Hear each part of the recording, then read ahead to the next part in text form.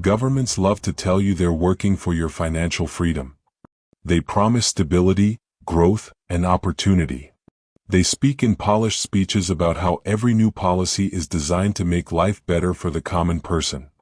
But if you look at history with clear eyes, a darker picture emerges.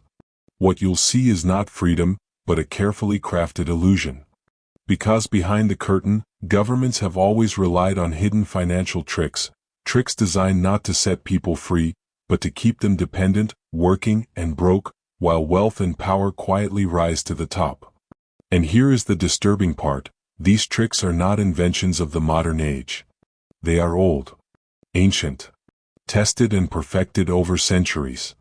Wrapped in new packaging, disguised with modern language, but always with the same goal: to drain wealth from the majority and deliver it to the few who control the levers of power. Let's begin with the oldest trick of all, inflation. On the surface, inflation sounds like a natural event, like the weather, beyond anyone's control. Politicians and economists speak about it with complex language, making it sound like a mysterious economic storm. But in truth, inflation has always been a deliberate tool of power. When a government spends more than it can raise through taxes, it faces a choice. It can be honest, raise taxes, and face the anger of its citizens. Or, it can take the easier path, quietly weaken the currency itself. And when that happens, every single coin, every single note, every single dollar in your pocket begins to lose its strength. The Roman Empire perfected this.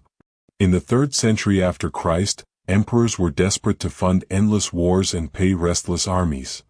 But instead of telling citizens they would be taxed more, they chose a silent tax, debasing the currency. The silver denarius, once nearly pure silver, was gradually reduced until it became little more than copper with a thin silver wash. To the eye, the coin looked the same. To the people, life felt normal, at first. But beneath the surface, the value was evaporating. Prices rose. Wages fell behind. Savings lost their power. It was a silent transfer of wealth, invisible but devastating. Does that sound familiar? It should. Because today, central banks use the very same tactic. When governments spend beyond their means, they expand the money supply. They don't clip silver coins anymore, they print, or even more invisibly, they type new digits into existence. The result is the same as Rome. Your money buys less. Your savings shrink. And yet the official story is that inflation is healthy, necessary, even a sign of growth. But in truth, it is one of the oldest cons in human history, and it has never stopped working. But Rome was not the only master of the financial trick. Let's move forward to the Middle Ages, where kings and monarchs discovered another weapon: forced loans. Picture yourself as a wealthy merchant in medieval England. You've built a fortune in trade. You own ships, goods, and a house filled with the signs of success. One day, a royal messenger arrives at your door. He carries a document stamped with the king's seal. It declares that you are to lend money to the crown to fund a war or a new palace. The word lend sounds voluntary, but refusal means punishment. Fines, confiscation, even imprisonment. And when repayment comes, it's in coins that have already been debased, or it never comes at all. These forced loans were dressed up as duty, as patriotism, as service to the realm. But in truth, they were legalized robbery. Monarchs maintained their armies and their luxuries, while merchants had little choice but to surrender their wealth. And this trick, too, was repeated across Europe for centuries. France, Spain, England, different crowns, same playbook. As the centuries rolled on, the tricks became more sophisticated. By the 17th century, governments discovered an even greater weapon: the financial system itself. When Britain created the Bank of England in 1694, it was not for charity. It was not to protect the little men. It was because the crown needed money to fight wars with France. Wealthy investors purchased government bonds, and in return, the crown guaranteed them interest payments funded by taxes. At first glance, it looked like a fair deal. But think about it: who paid those taxes? Not the wealthy bondholders. Ordinary citizens, through duties on salt, on beer, on cloth, the very basics of life. This was the birth of a system where the wealthy lent money to the government and earned safe, guaranteed interest, while the poor paid higher prices and higher taxes to fund it. It was nothing less than a transfer of wealth from the many to the few, dressed up in the noble language of national finance. And the pattern that began then is still alive today. The safest investment in the world remains lending money to governments. And who guarantees those returns? You do, through your labor, through your consumption, through your taxes. Fast forward to the present day, and the tricks are everywhere. Governments run deficits so large they can never be repaid honestly. They issue bonds, bought by banks, corporations, and foreign powers. The public is told it's for infrastructure, for jobs, for social programs. And yes, sometimes a bridge is built, a road is paved. But much of the money flows upward, to defense contractors, to corporate subsidies, to financial institutions. And when the time comes to pay the bill, it isn't the elite who feel the squeeze. It's the ordinary worker, through higher taxes, reduced benefits, and the invisible hand of inflation. Do you see the pattern yet? The words change. The costumes change. But the trick never does. And if deficits and debt weren't enough, governments mastered another sleight of hand in the modern era, the bailout. You remember 2008. Banks bundled toxic mortgages, gambled with derivatives, and nearly burned down the global economy. The story was clear: the recklessness of a few financial giants brought the system to the edge of collapse. But what happened next? Instead of letting those who caused the disaster pay the price, governments stepped in with trillions in taxpayer money. The justification was that the system had to be saved, that without intervention, everything would fall apart. But pause and ask yourself, who truly got saved? Did small families losing their homes get rescued? Did workers who lost jobs receive golden parachutes? No. The very same banks that caused the crisis were propped up, merged, and allowed to grow even bigger. The public absorbed the cost, while the elite walked away stronger than ever. The trick was simple: privatize the profits, socialize the losses. And the people were told this was for their own good. But the trick doesn't stop with bailouts. Consider pensions and retirement systems, often called the foundation of financial security. For decades, millions have paid faithfully into these systems, trusting that the money would be there when they retired. But here's the dirty secret: in many countries, governments never saved that money. They spent it immediately, leaving behind promises, IOUs written on paper. The promise is that future taxpayers will fund today's retirees. In other words, it's a generational Ponzi scheme dressed in respectable language. It works, until the math breaks. When populations age, when fewer workers support more retirees, the system buckles. And what do governments do then? They call it reform. They raise the retirement age, reduce benefits, or inflate away the value of payouts. People who spent their lives contributing discover that the system they trusted was never truly for them at all. Now, let's talk about the weaponization of perception itself. Because all of these tricks rely on words. Inflation is called growth. Forced loans were called duty. National debt is called investment. Bailouts are called stability. Pension cuts are called reforms. Notice how the language makes the pain sound noble, even necessary. The truth is never spoken plainly. And because people don't study economic history, because they don't learn how financial systems actually work, they accept the language. They believe the story. And in believing, they fall deeper into the trap. But the modern era brought new tricks, with names that sound so technical the average person stops listening. Take quantitative easing. Before the 2008 crash, almost no one outside of finance even knew the term.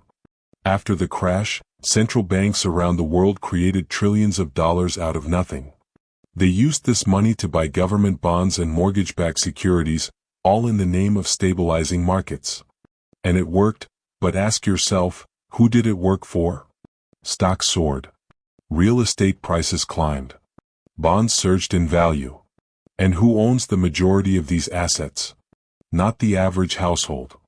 Not the worker scraping by on a paycheck. The wealthy. The investor class. Quantitative easing poured trillions into the system, but it flowed upward, inflating the wealth of those who already had the most, while leaving the average citizen with distorted markets and rising costs of living. It was money creation for the few, disguised as salvation for all. And then there is the stealthiest tax of all, inflation itself. We are told taxes are what we pay the government. Income tax, sales tax, duties on goods. But inflation is a tax too, a hidden one. When your money buys less each year, when your savings lose value without you spending a dime, you have been taxed. You just weren't told about it. Inflation reduces the real value of government debts, which is why governments quietly welcome it, even as citizens suffer. Your salary may rise on paper, but if your rent, your groceries, your fuel climb faster, you are poorer, even though the numbers say otherwise. This is not a flaw of the system. This is the system. And here lies the cruel genius. These tricks don't need force anymore. They don't need soldiers at your door demanding coin for the crown. They don't need messengers with royal seals threatening your business. They have perfected the invisible hand. You comply without being asked. You pay without ever realizing it. And if you feel the pain, you blame yourself, or bad luck, or the market. But behind the curtain, the same ancient game continues, century after century. But let's peel back another layer. Because governments also use complexity itself as a weapon. Look at tax codes, thousands upon thousands of pages, filled with loopholes, exceptions, clauses, and language so obscure even professionals struggle to interpret it. Look at financial products, derivatives, swaps, collateralized debt obligations. Instruments so complex that entire universities teach courses just to scratch the surface. Why such complexity? Because complexity hides the transfer of wealth. The more complicated the system, the fewer people can follow where the money goes. When Rome debased its coins, it was visible. Citizens could feel the lighter weight, see the different shine. Today, the debasement is buried in balance sheets, in central bank policies, in acronyms no one bothers to explain. Complexity is camouflage.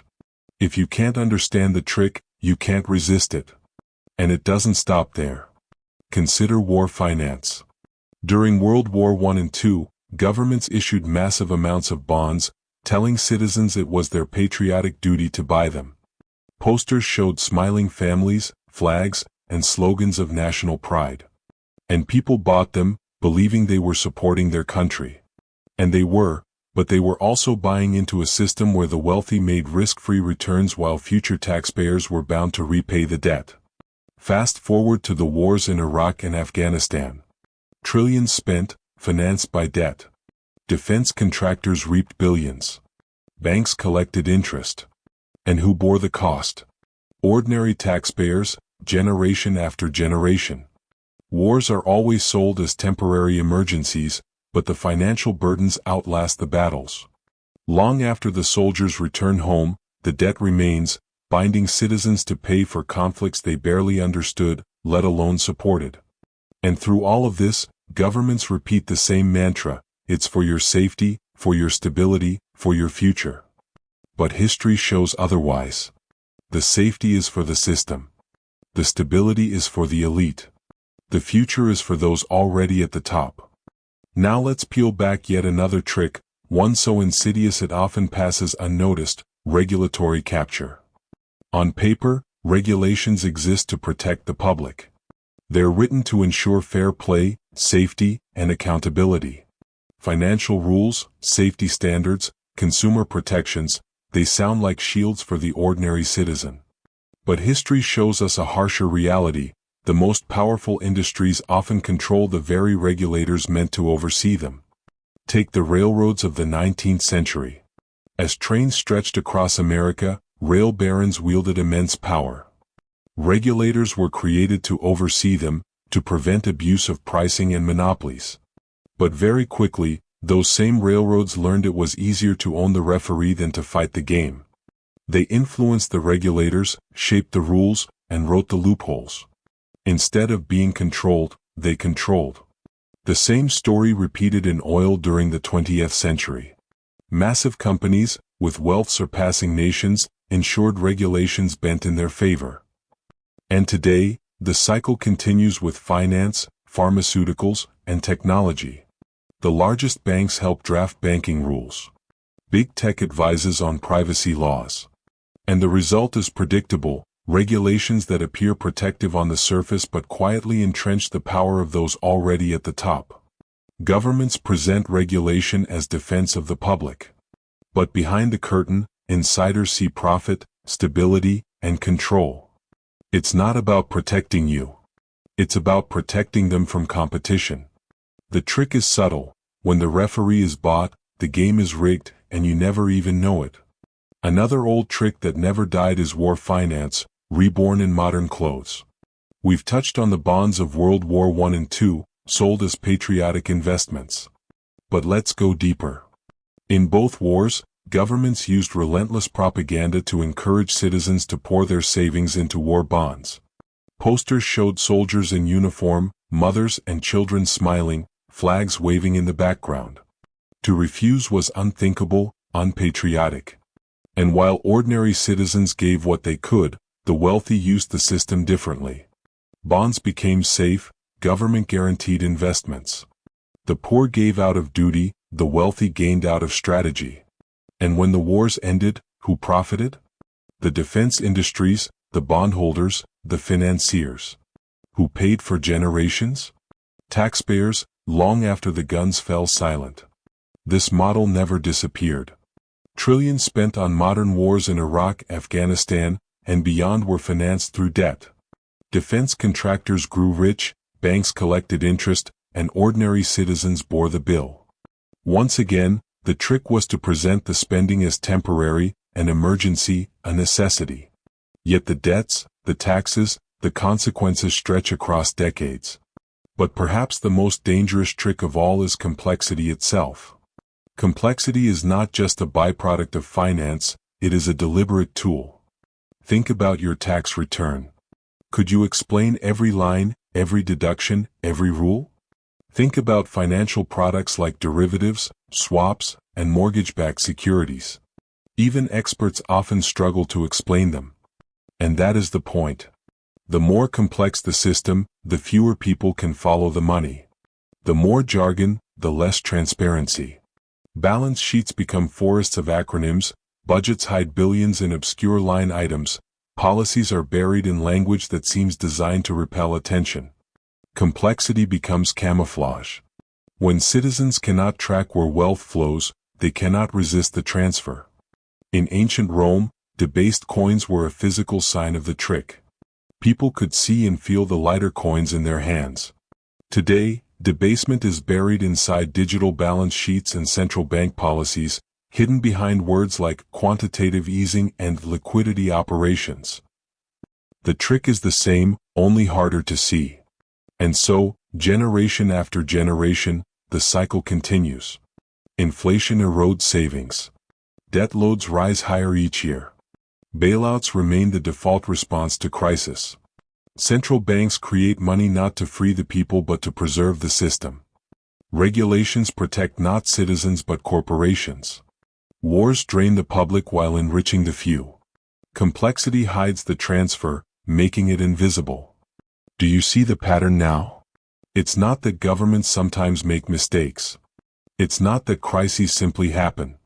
It's that the system itself is built on tricks, on hidden transfers, on illusions designed to keep the majority working harder for less, while the minority grows stronger without lifting a finger. And here is where we arrive at the harshest truth of all.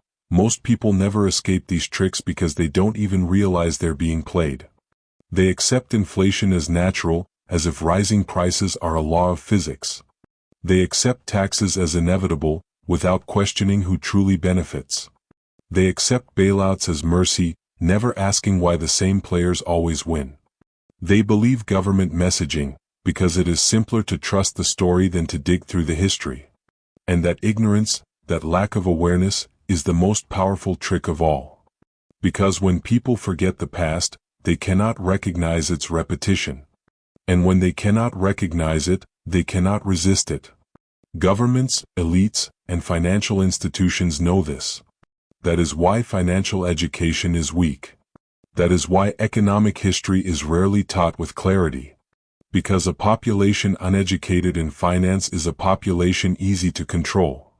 Knowledge is resistance. History is a weapon.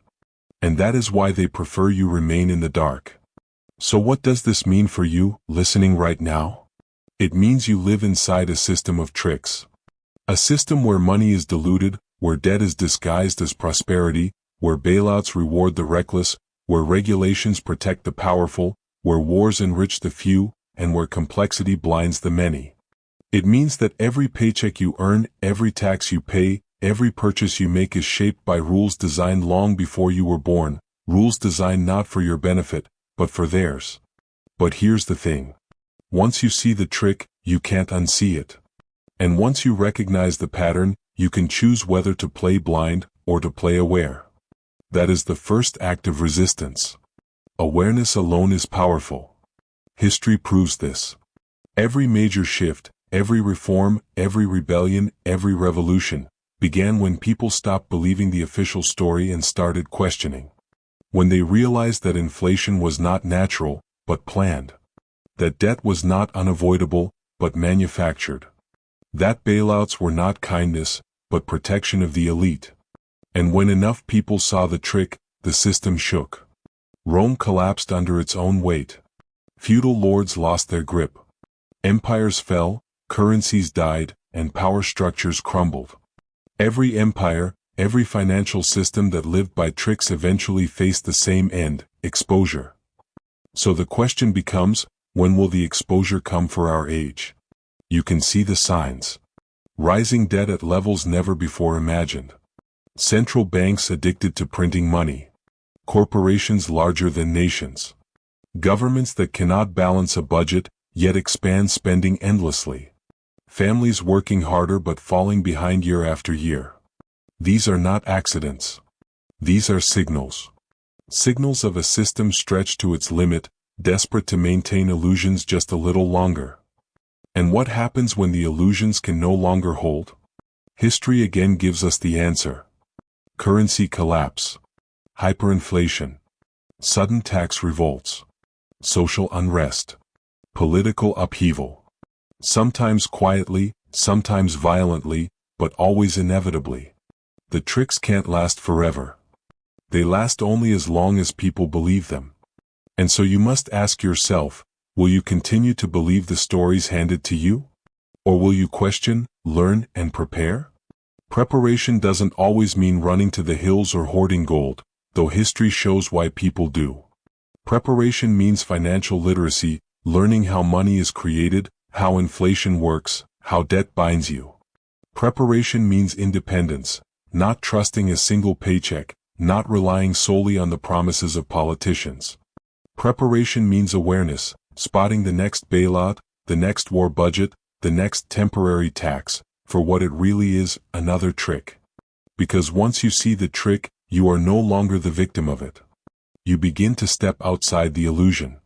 You may not be able to dismantle the entire system, not alone, but you can stop feeding it blindly. You can stop being the easy mark, the predictable player, the silent bystander. Remember, the greatest danger is not the tricks themselves. The greatest danger is forgetting that tricks exist. The moment people assume this time is different, that is when they are most vulnerable. But the truth is, this time is never different. The costumes change. The actors change. But the play remains the same. Money is diluted, debts are hidden, the powerful are rescued, the people are taxed, and the story is always told as if it were for your own good. But you know better now. You know the story behind the story. You've seen the tricks exposed, stretched from ancient empires to modern banks, from kings to corporations, from temples to trading floors. You've heard how they repeat, how they survive, how they disguise themselves. And with that knowledge, you have a choice. Stay blind, or stay awake. History shows what happens to those who remain blind. They pay the price.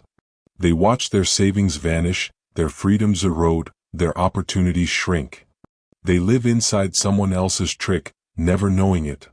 But those who awaken, those who learn, those who refuse to accept the illusion, they become the exceptions. They prepare, they protect, they pass down wisdom to those who come after. And perhaps that is the greatest trick of all to break, not the trick of money, or debt, or war, but the trick of silence. Because once enough people speak, once enough people share, once enough people refuse to accept the game as it is, the system can no longer hide. The masks fall.